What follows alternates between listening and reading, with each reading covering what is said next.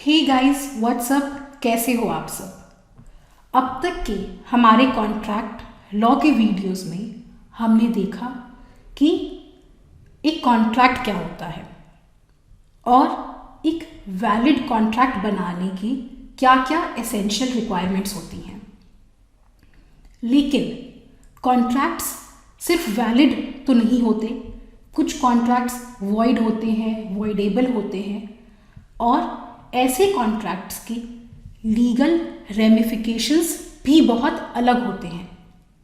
मतलब लॉ जहाँ valid contract को अलग तरह से ट्रीट करता है, वहीं वॉइडेबल कॉन्ट्रैक्ट्स को अलग तरह से ट्रीट करता है। तो इस वीडियो में समझते हैं कि ये वैलिड कॉन्ट्रैक्ट, वॉइडेबल क्या होते हैं, इनका क्या मतलब है। चलिए शुरू करते हैं इस वीडियो को।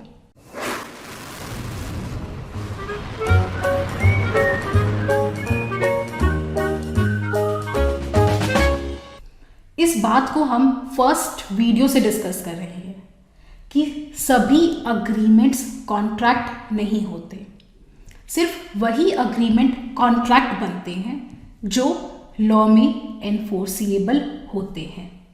इसीलिए an agreement enforceable by law is a contract, या फिर contract is an agreement enforceable by law. और एक वैलिड कॉन्ट्रैक्ट बनाने की कुछ एसेंशियल कंडीशंस हैं जो सेक्शन 10 में दी हैं, जिन्हें हम पहले भी देख चुके हैं। एक बार फिर से रिकैप करते हैं। एक अग्रीमेंट होना चाहिए, पार्टीज कॉम्पिटेंट होनी चाहिए, कंसिडरेशन अग्रीमेंट का लॉफुल होना चाहिए, ऑब्जेक्ट भी लॉफुल होना चाहिए और कंसेंट फ्रीली दी होनी चाहिए।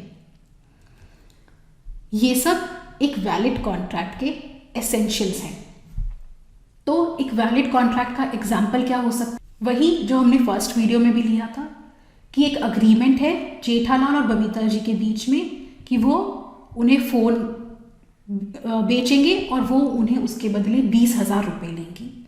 ये एक कंप्लीटली वैलिड कॉन्ट्रैक्ट है और लॉ में एनफोर्सिएबल है। यहाँ पार्टीज कॉम्पिटेंट हैं, यहाँ कंसिडरेशन लॉफुल है, ऑब्जेक्ट भी लॉफुल है, फ़ोन बेचना, 20,000 देना, कंसेंट भी फ्रीली दी है, अपनी मर्जी से दोनों ने कॉन्ट्रैक्ट किया है। तो ये लॉ में एनफोर्सिएबल है और एक वैलिड कॉन्ट्रैक्ट है। ओके, लेकिन अब हमें देखना है वन बाय वन कि वॉइड और वॉइडेबल कॉन्ट्रैक्ट्स कौन से होते हैं। पहले स्टार्ट करते हैं वॉइड के साथ। वॉइड अग्रीमेंट्स समझने के लिए पहले वॉइड वर्ड का मतलब समझते हैं। वॉइड का मतलब होता है जिसकी कोई लीगल अथॉरिटी ना हो, अमान्य, निष्प्रभावी, इनइफेक्टिव। तो वॉइड अग्रीमेंट्स कौन से होंगे? जिनकी कोई अथॉरिटी ना हो, जो लॉ में जिनकी मान्यता ना हो, जो निष्प्रभावी हो, जो इनइफेक्टिव हो। और वो कौन से होंगे? जो लॉ में एनफोर्सिएबल नहीं है। An agreement not enforceable by law is void. An agreement enforceable by law तो कॉन्ट्रैक्ट थे, लेकिन जब वो लॉ में एनफोर्सिएबल नहीं है तो उन्हें बोलते हैं void. For example, Arnab Goswami और कंगना रनौत के बीच में एक अग्रीमेंट है कि वो मैजिक से खजाना ढूंढेंगे। ऐसे अग्रीमेंट्स लॉ में एनफोर्सिएबल नहीं है, इसलिए ये इनके बीच का ये अग्रीमेंट वॉइड है। एक और एग्जाम्पल देखते हैं। ये मनी हाइस्ट के लोग, ये सभी लोग मिलकर एक अग्रीमेंट करते हैं कि ये लोग एक बैंक को लूटेंगे और बैंक को लूटने पर जो ये पैसा इकट्ठा होगा, जो उसके मनी होगा, उसे आपस में इक्वली डिवाइड कर लेंगे। अब इनमें से कोई एक कोर्ट में जाकर ये नहीं कह सकता कि योर लॉर्डशिप, अग्रीमेंट था बैंक लूट के जो पैसा मिला है इक्वली डिवाइड करने का, उन्होंने मुझे मेरा पैसा नहीं दिया। कह सकता है क्या? नहीं, क्योंकि ये एक वॉइड अग्रीमेंट है। ये कानून में इन्फोर्स करवाया ही नहीं जा सकता, क्योंकि इस अग्रीमेंट का ऑब्जेक्ट जो बैंक लूटने का था वो अनलॉफुल था। और अभी हमने देखा कि एक वैलिड कॉन्ट्रैक्ट के लिए अग्रीमेंट का ऑब्जेक्ट लॉफुल होना चाहिए। तो ये भी एक वॉइड अग्रीमेंट है, क्योंकि ये लॉ में एनफोर्सिएबल नहीं है।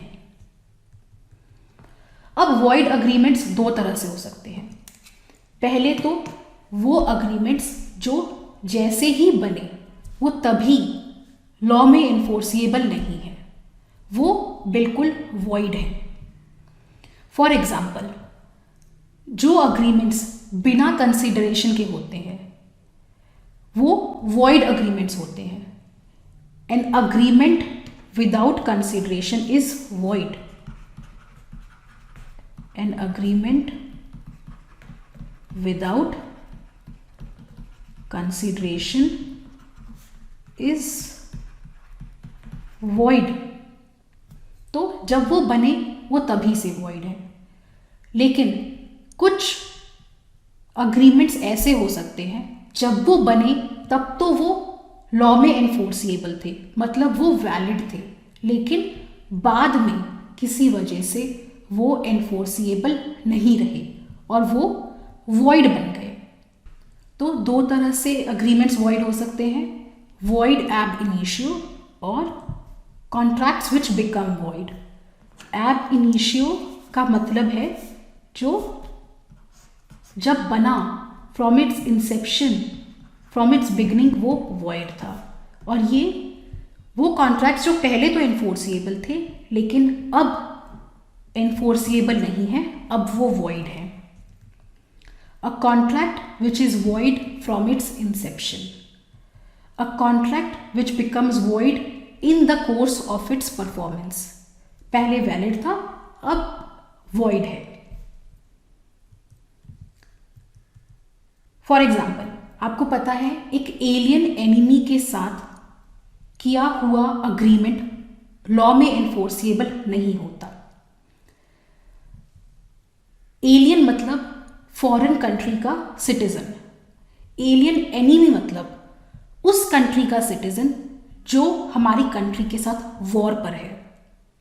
इसी तरह से एलियन फ्रेंड मतलब उस कंट्री का सिटीजन जिसके हमारे साथ पीसफुल रिलेशंस हैं। यहाँ पर ये है फवाद खान, ये करण जौहर, ये जैकी चैन। ये तो इंडियन सिटीजन है और फवाद खान पाकिस्तानी सिटीजन है। पाकिस्तान के साथ हमारी कंट्री वॉर पर है, तो ये हुए एलियन एनिमी। जैकी चैन चाइनीज सिटीजन है और उनके साथ हमारी कंट्री के पीसफुल रिलेशन है, तो ये हुए एलियन फ्रेंड। अब इनके बीच में किया गया अग्रीमेंट वॉइड एब इनिशियो है, मतलब वो जब किया गया तभी से इलीगल है, not enforceable by law, it is void. लेकिन एलियन फ्रेंड के साथ किया गया अग्रीमेंट वैलिड है। लेकिन कुछ ऐसा होता है कि अब इंडिया और चाइना भी वॉर पर है, तो ऐसे में ये एलियन फ्रेंड से हटकर एलियन एनिमी बन जाते हैं। तो अब इनके साथ किया गया अग्रीमेंट भी जो पहले एनफोर्सिएबल था वो एनफोर्सिएबल नहीं रहता, वो अब वॉइड बन चुका है। तो यही है वॉइड एब इनिशियो, जब बना तभी से वॉइड, और जो दूसरे तरह के जो पहले वैलिड थे लेकिन बाद में वॉइड बन गए हैं। वॉइड एब इनिशियो क्लॉज 2G में कवर्ड है और वॉइड जो बाद में बनते हैं वो क्लॉज 2J में। ये आपको लर्न करने की या ज़्यादा जानने की ज़रूरत नहीं है, सिर्फ इसलिए कि आपको कोई कन्फ्यूजन ना रहे जब आप अपनी बुक्स से इस टॉपिक को रेफर करें, मैंने यहाँ पर इन्हें मेंशन किया है। सेक्शन 2G कहता है an agreement not enforceable by law is said to be void. जो अग्रीमेंट्स लॉ में एनफोर्सिएबल नहीं है वो वॉइड है। एक एलियन एनिमी के साथ किया गया अग्रीमेंट वॉइड है। बिना कंसिडरेशन के किया गया अग्रीमेंट वॉइड है। सेक्शन 2J कहता है अब a contract which ceases to be enforceable.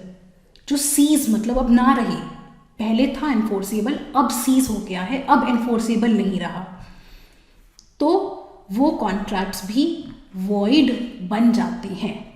For example जैकी चैन के साथ किया हुआ कॉन्ट्रैक्ट पहले एनफोर्सिएबल था जब फ्रेंड रिलेशंस थे, अब आज वो एनिमी है तो वो एनफोर्सिएबल नहीं रहा, वो वॉइड बन चुका है।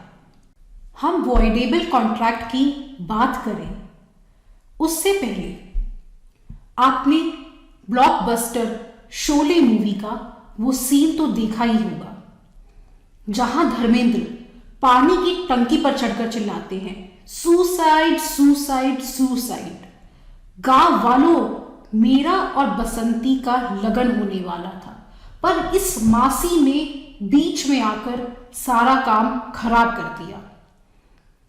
When I die, मौसी चक्की पीसिंग एंड पीसिंग एंड पीसिंग। तब मौसी डर जाती है, अरे मैं तो कभी पुलिस स्टेशन भी नहीं गई। अच्छा ठीक है, मैं ये शादी के लिए तैयार हूं। ये सीन आपने वैसे तो कई बार देखा होगा। इस सीन में धर्मेंद्र सुसाइड सुसाइड सुसाइड की धमकी देकर मौसी को अग्री करवा लेते हैं, उनसे कंसेंट ले लेते हैं कि वो उनकी शादी बसंती से करवा दे। तो अब इसमें वॉइडेबल कॉन्ट्रैक्ट का क्या लेना देना है? एक वैलिड कॉन्ट्रैक्ट बनाने के लिए एसेंशियल रिक्वायरमेंट होती है कि पार्टीज की कंसेंट फ्रीली दी गई हो, बिना डर दबाव अपनी मर्जी से पार्टीज उस अग्रीमेंट के लिए कंसेंट दें, अपनी रजामंदी दें, तब वो बनता है वैलिड कॉन्ट्रैक्ट। लेकिन क्या यहां पर मौसी की कंसेंट फ्रीली दी गई? क्या मौसी ने ऐसे ही अपनी मर्जी दे दी शादी करवाने के लिए? नहीं, मौसी ने धर्मेंद्र के सुसाइड सुसाइड सुसाइड कर लेने के डर से उस शादी के लिए हाँ करी। इसलिए मौसी की कंसेंट, या आई डोंट नो कैसे लिखते हैं, मौसी की कंसेंट फ्री कंसेंट नहीं थी। वो कंसेंट कोर्जन से ली गई थी। कोर्जन क्या होता है ये सब हम आने वाली वीडियोस में देखेंगे। मतलब सुसाइड करने की धमकी देकर वो कंसेंट ली गई थी, इसलिए वो फ्री कंसेंट नहीं थी, तो वो वैलिड कॉन्ट्रैक्ट तो नहीं है। अब मौसी हो गई यहां पर एक अग्रीव्ड पार्टी। अग्रीव्ड मतलब उनकी जोर जबरदस्ती से मर्जी ली गई है, वो एक विक्टिम है, अग्रीव्ड है। तो कानून कहता है ऐसे सिचुएशन में अग्रीव्ड पार्टी के पास दो ऑप्शंस होते हैं। उसके पास चॉइस है कि या तो वो कॉन्ट्रैक्ट अब बन गया है तो चलने दे, जैसे बन गया है, मतलब अब शादी के लिए मौसी की कंसेंट ले ली है तो मौसी सोचे चलो ठीक है, हो जाए बसंती की शादी, बस जाए घर, कॉन्ट्रैक्ट को वैलिड रहने दे, चलने दे। या फिर वो इस कॉन्ट्रैक्ट को सेट असाइड करवा सकती हैं, मतलब रद्द करवा सकती हैं कि जज साहब मेरी कंसेंट फ्रीली नहीं दी गई थी, मुझे ज़बरदस्ती फोर्स किया गया था कि मैं हाँ करूं, तो कोर्ट कहेगा अब ये कॉन्ट्रैक्ट तो मतलब वैलिड नहीं है, हम इसे रद्द करते हैं, सेट असाइड करते हैं। ऐसे कॉन्ट्रैक्ट्स को ही कहते हैं वॉइडेबल कॉन्ट्रैक्ट्स, जहां पर अग्रीव्ड पार्टी के पास ऑप्शन होता है कि या तो वो कॉन्ट्रैक्ट को एनफोर्स करवाए या एनफोर्स ना करवाए, और सामने वाली पार्टी के पास ऐसा कोई ऑप्शन नहीं होता। यहां धर्मेंद्र के पास कोई ऑप्शन नहीं है, ऑप्शन सिर्फ मौसी के पास है क्योंकि आफ्टर ऑल वही तो अग्रीव्ड पार्टी है। तो कॉन्ट्रैक्ट लॉ कहता है an agreement which is enforceable by law, वो अग्रीमेंट जो लॉ में एनफोर्सिएबल है, लेकिन एट द ऑप्शन ऑफ, किसके ऑप्शन पे, one or more of the parties thereto. ये कौन सी पार्टीज हैं? जो अग्रीव्ड है, उनके पास ऑप्शन है इसे एनफोर्स करवाएं या ना करवाएं, but not at the option of other और अदर्स। लेकिन दूसरी पार्टी के पास ऐसा ऑप्शन नहीं है। ये दूसरी पार्टी कौन है? जिसने कोअर्जन किया, जिसने जबरदस्ती किसी की कंसेंट ली, जैसे धर्मेंद्र यहां पर। ऐसा कॉन्ट्रैक्ट एक वॉइडेबल कॉन्ट्रैक्ट होता है। वैलिड कॉन्ट्रैक्ट जो लॉ में एनफोर्सिएबल है, वॉइड वो जो लॉ में एनफोर्सिएबल नहीं है, वॉइडेबल जो लॉ में एनफोर्सिएबल है at the option of the aggrieved party to the agreement. तो वॉइडेबल कॉन्ट्रैक्ट में अग्रीड पार्टी के पास चॉइस है, या तो वो उसे एनफोर्स करवाए या ना करवाए। अगर अग्रीड पार्टी ऐसे कॉन्ट्रैक्ट को सेट असाइड नहीं करवाती, रद्द नहीं करवाती, तो वो एक वैलिड कॉन्ट्रैक्ट की तरह चलता रहेगा। बसंती की शादी धर्मेंद्र के साथ हो गई, खुशी खुशी घर बस गया। लेकिन अगर वो ऐसे कॉन्ट्रैक्ट को सेट असाइड करवा दे तो वो एक वॉइड कॉन्ट्रैक्ट बन जाता है। अब वो लॉ में एनफोर्सिएबल नहीं है।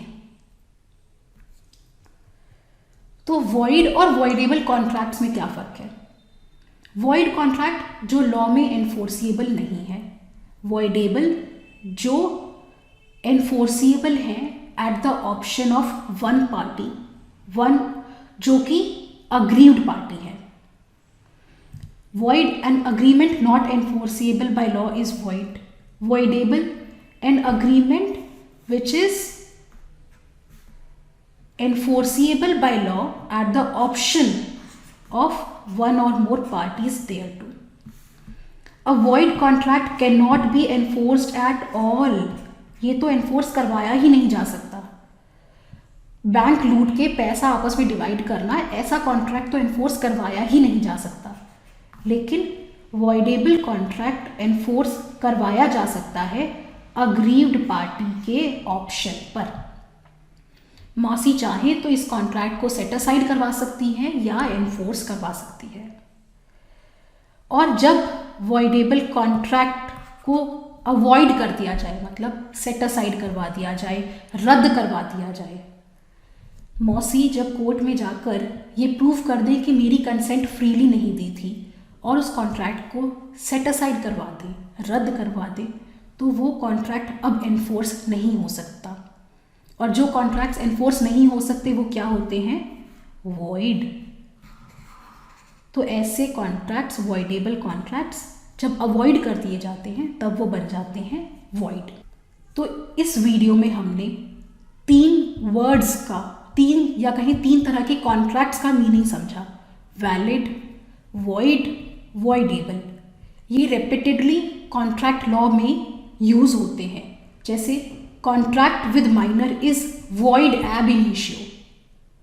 तो क्या मतलब है इसका? कि जब वो बना वो तभी से वॉइड है, इसका मतलब वो एनफोर्स बिल्कुल नहीं करवाया जा सकता। या फिर कुछ कॉन्ट्रैक्ट्स होते हैं जो वॉइडेबल होते हैं, वो अग्रीव्ड पार्टी के ऑप्शन पर एनफोर्स करवाए जा सकते हैं या सेट असाइड करवाए जा सकते हैं। आई होप ये तीनों वर्ड्स का मीनिंग आपको इस वीडियो के बाद क्लियर हो गया हो और ये वीडियो आपको अच्छा लगा हो। प्लीज़ कमेंट सेक्शन में मुझे बताना कि ये वीडियो कैसा लगा। अदरवाइज़ कोई आपका डाउट है या कोई कन्फ्यूजन है तो वो भी मुझसे शेयर करना। प्लीज़ लाइक द वीडियो और चैनल को सब्सक्राइब करें, it would mean a lot to me. I will see you next time. उससे पहले ये एक thought, work hard, stay focused and be committed. Most often than not you will come out on top. And इसे कहा है none other than Priyanka Chopra ने। तो अगर वो कुछ कह रही हैं तो उसमें सच ही होगा, इसलिए keep working hard, stay focused, take very good care of yourself. I will see you next time. Till then, bye bye.